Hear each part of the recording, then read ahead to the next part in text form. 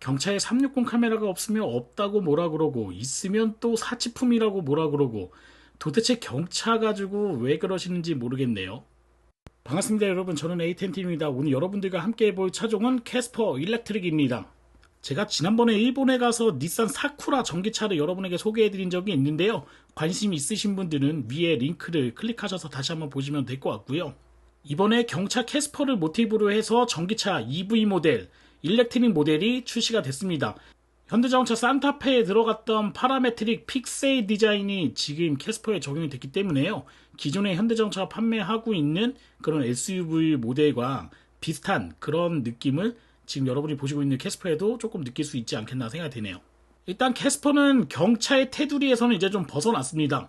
원래 경차 규격이 국내에서는 3600mm 이하 차량에만 적용이 됐었는데 지금 캐스퍼 같은 경우에는 전장 길이가 무려 230mm, 23cm가 길어지고요. 폭 같은 경우에도 15mm, 1.5cm, 그 다음에 휠베이스 같은 경우에는 180mm, 18cm 정도 늘었기 때문에 대한민국 경차 규격을 초월하는 차량이 돼버렸네요. 자, 캐스퍼는 그래도 뭐 경차 기준에 준하는 차량이기 때문에 아무래도 전기차에서는 얼마나 갈 수 있느냐가 가장 중요하잖아요. 1월 완충 시에 WLTP 기준은 355km인데요. 국내에서는 315km까지 인증을 받았습니다. 이렇게 조그만 차량이 왜 이렇게 멀리 갈 수 있냐 이렇게 이야기하시는 분들이 계실 거라고 생각이 되는데 MCNA, 니켈, 코발트, 망간, 알루미늄이 섞여 있는 49kWc 배터리가 장착이 됐습니다.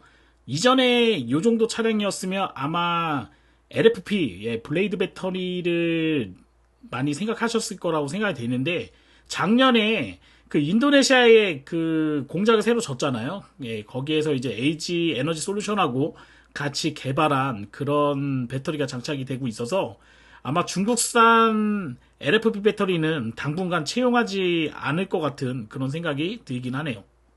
오늘도 전기차를 하나 충전하고 왔는데 이 콤보 방식이 위아래 부분을 동시에 저렇게 빼는 방식보다는 위쪽은 그냥 캡 쪽에 달려서 닫히고 아래쪽만 빼는 방식으로 하면 좋았을 것 같은데 일단 이런 거는 적용이 안 됐고요. 이 차는 경차라고 하기는 좀 그렇지만 이 소형차 기준에서 어라운드 뷰가 경차 기준에서는 처음으로 장착이 됐습니다. 그래서 360 카메라가 들어가기 때문에 아마 여성분들도 이제 주차는 전혀 걱정이 되지 않을 것 같아요.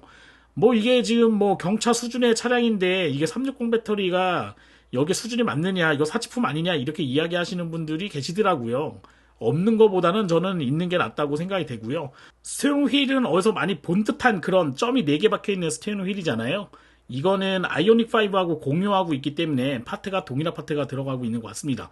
10.25인치 클러스터하고 그 다음에 내비게이션도 10.25인치 내비게이션 이렇게 와이드로 들어가고 요번에 또 바뀐 게 뭐가 있냐면은 기존의 캐스퍼 같은 경우에는 운전석만 통풍 시트가 있었는데 지금 보시는 것처럼 요 조수석까지도 동승석에도 통풍 시트가 적용이 되어 있어요. 그래서 이제 동승하시는 분들도 편안하게 쓰실 수 있고 캠핑 좋아하시는 분한테 희소식인데 220 전원을 공급할 수 있는 VT의 기능이 지금 이 차에 장착이 되어 있습니다. 그래서 뭐 야외에 나가서도 뭐 드라이기라던가 또는 뭐 전자제품 220V로 되어 있는 거를 이 차 안에 연결을 해서 사용할 수 있습니다. 그리고 현대자동차에서 4000mm 그러니까 4m가 안 되는 이하급 소형차에서 최초로 3D 어라운드 뷰가 장착이 됐고요. 그 다음에 BSM 기능, 후측방 모니터링 기능하고 HDA라 그래서 스마트 크루즈 컨트롤러하고 차선 이탈 보조 장치라던가 뭐 내비 등을 통합해 2단계 수준의 자율주행을 가능하는 HDA 기능이 들어가 있습니다. 그리고 차선 이탈 보조 기능은 LKAS라고 뭐 현대에서는 이야기하고 있는데 보통은 이제 경고해주거나 뭐 이런 기능만 경차에는 장착이 돼 있었잖아요. 근데 주행 중에 차선을 인식해갖고 차가 차선 밖으로 나가지 않게끔 안쪽으로 이동시켜주는 이런 기능도 포함이 되어 있기 때문에 사실 더 큰 차를 구매하지 않으셔도 요 정도 3600mm에서 230mm 늘어났으니까 3830mm짜리 차량에서는 가장 좋은 옵션을 다 장착하고 나오는 차량이 되지 않겠나 생각이 되네요.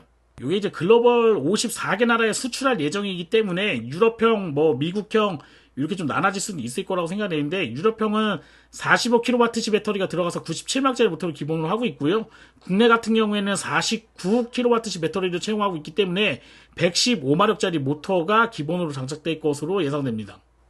기아의 EV3 같은 경우에 150kW짜리 모터가 장착이 되는데, 이게 마력으로 환산하면 204마력이거든요. 그렇기 때문에 캐스퍼 같은 경우에는 7마력 정도 되지 않겠나 생각이 되는데, 최대 토크는 한 27토크 정도 내외가 나올 예상이기 때문에 아마 이 차를 끌기에는 충분한 그런 힘을 낼 것으로 예상이 됩니다.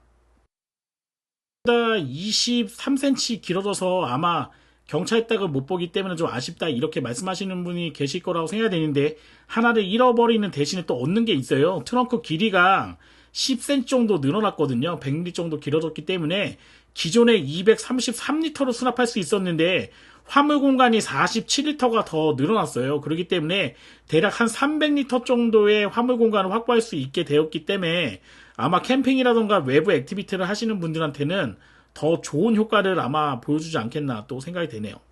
자, 아무리 좋아도 비싸면 또 못 사잖아요. 그리고 경차라는 이미지가 캐스퍼의 이름에서 볼 수 있듯이 남아있기 때문에 사실 캐스퍼 같은 경우에는 1,800만원대에서 2,000만원대에 구매할 수가 있거든요. 근데 과연 이 차 일렉트릭 모델 23cm 더 길어지고 300km까지 갈 수 있는 차량인데 얼마에 구매할 수 있을까?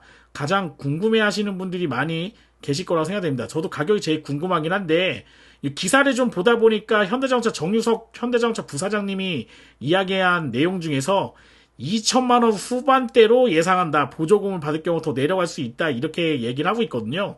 아마 단일 모델로 나오는데 옵션 때문에 이거 2천만원 후반대 절대 안 나오는데 이렇게 이야기하시는 분들 분명히 계실 거라고 생각이 되긴 하는데, 기본 모델 기준으로 이야기한 게 아닌가 생각이 돼요.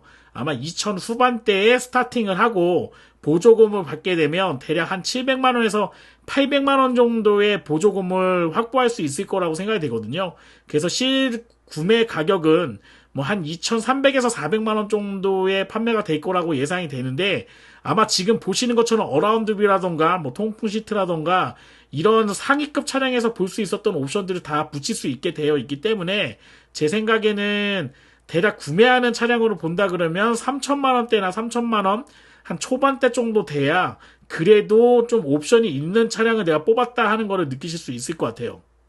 자, 이 차도 일본의 경차처럼 되게 실내 공간을 플렉서블하게 좀 바꿀 수가 있거든요. 유연하게 좀 변경할 수가 있는데 시트를 다 눕힐 수가 있어요. 좀 특이한 거는 전자석 시트를 다 눕힐 수 있기 때문에 매트 같은 거를 연결하시면 뭐 차박이라던가 이런 것도 좀 가능할 것 같고, 지금 보시는 것처럼 슬라이딩으로 되어 있습니다. 4인승 모델인데 앞뒤로 움직일 수 있게 되어 있어서 트렁크 공간도 약간 확장할 수 있고, 또는 뒤쪽에 사람이 좀 탑승하게 되면은 실내 공간을 좀 확장하고 그 다음에 트렁크를 조금 줄일 수가 있거든요.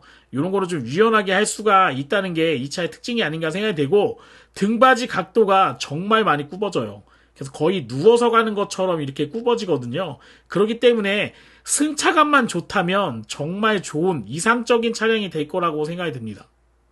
근데 아무리 기사를 찾아봐도 뭐 일렉트릭 모델이지만 뭐 좋아졌다 이런 내용들은 많이 있어요. 대부분 언론에서 뿌린 내용들이 좀 대부분이긴 한데, 이 차에 뭐 서스펜션을 강화해서 운전의 질감을 높였다, 또는 무슨 뭐 어질리티 기능이 들어갔다, 뭐 이런 내용은 없습니다.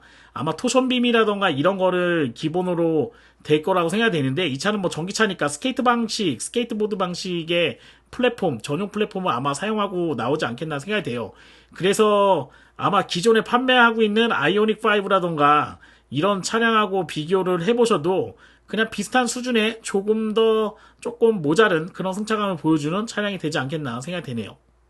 자, 이제 그 보조금 같은 경우에 조금 더 말씀을 드리면, 원래 400km 미만인 전기차는 10km당 6만원의 보조금이 차감이 되거든요. 그러니까 이 차 같은 경우 315km 정도 주행을 할 수 있다고 얘기하니까 대략 한 60만원 정도의 보조금을, 대략 50에서 60만원 정도의 보조금을 덜 받게 되는데, 사실 저는 뭐 보조금보다는 기존에 우리가 경차 사이즈 3600mm에 너무 갇혀 있었잖아요.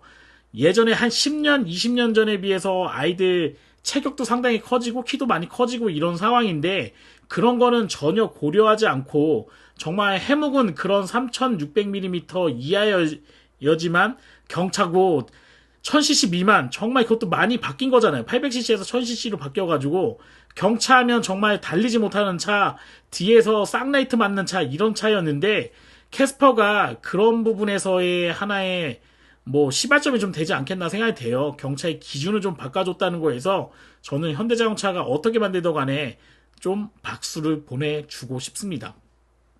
자, 마지막으로 이 차 가격이 확정되게 되면요. 제가 얼마에 판매하는지, 또 보조금은 얼마까지 받을 수 있는지, 그리고 어떤 모델을 구매하셔야지 가장 좋은 모델을 선택할 수 있는지 그 부분을 상세하게 또 여러분에게 전달해드리는 시간을 한 번 더 갖도록 하겠습니다.